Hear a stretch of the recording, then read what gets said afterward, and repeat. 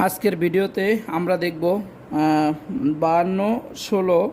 এখানে 16 দ্বারা বুঝেছে সংখ্যাটি হেক্সাডেসিমেল। এখান থেকে আমরা নিচে 2 দ্বারা বুঝতে পারছি এটা বাইনারি। তার মানে হেক্সাডেসিমেল থেকে এই সংখ্যাটিকে আমাদেরকে বাইনারিতে রূপান্তর করতে হবে।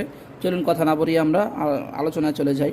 তো এই ধরনের অঙ্ক যখনই আমরা করব, যখনই আমরা যে কোনো সংখ্যাকে বাইনারিতে নেব, তখন আমাদের একটা উপায় আমরা জানি যে এখানে যেহেতু 2টা সংখ্যা আছে, একটা 5 একটা 2। তো এখানে আমরা একটা রাফ লিখব সাইডে।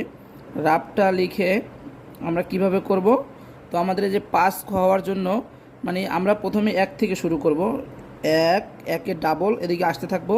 যেহেতু 2-এর উপরে 4 পাওয়ার করলে 16 হয়, তার মানে 4 ঘর পর্যন্ত 1 একের ডাবল হলো গিয়ে 2, 2-এর ডাবল হলো গিয়ে 4, আর 4-এর ডাবল হলো গিয়ে 8। আচ্ছা, 4 ঘর পর্যন্ত আমরা করলাম। কেন? 2-এর উপরে পাওয়ার 4 দিলে 16 হয়। এই জন্য এটা মনে রাখার টেকনিক যে এইখানে যদি আমরা বাইনারি বা হেক্সাডেসিমেলে কাজ করি তখন আমরা 4 ঘর করে নেব। প্রথমে 1 থেকে শুরু করব। 1-এর ডাবল 2, 2-এর ডাবল 4, 4-এর ডাবল 8।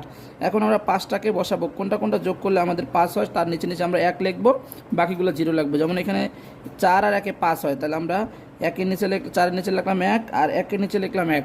বাকি 2টা আমাদের লাগলো না, এই 2টা আমরা লিখলাম 0। 2 আমরা কীভাবে নির্ণয় করতে পারি? 2 যদি একাই ঘরে একটা আছে লিখলাম এখানে, বাকি 3টা আমাদের লাগলো না, আমরা এটা লিখে দিলাম। তাহলে এখন আমরা কীভাবে লিখবো? জাস্ট এদিক থেকে যখনই সিরিয়ালি সাজিয়ে দেবো তখনই আমাদের মূল অ্যান্সারটা পাওয়া যাবে। তাহলে সমাধানটা কি হলো? সমাধানটা হলো আমাদের 0 1 0 1 0 0 1 0। অতএব উত্তর হলো 52।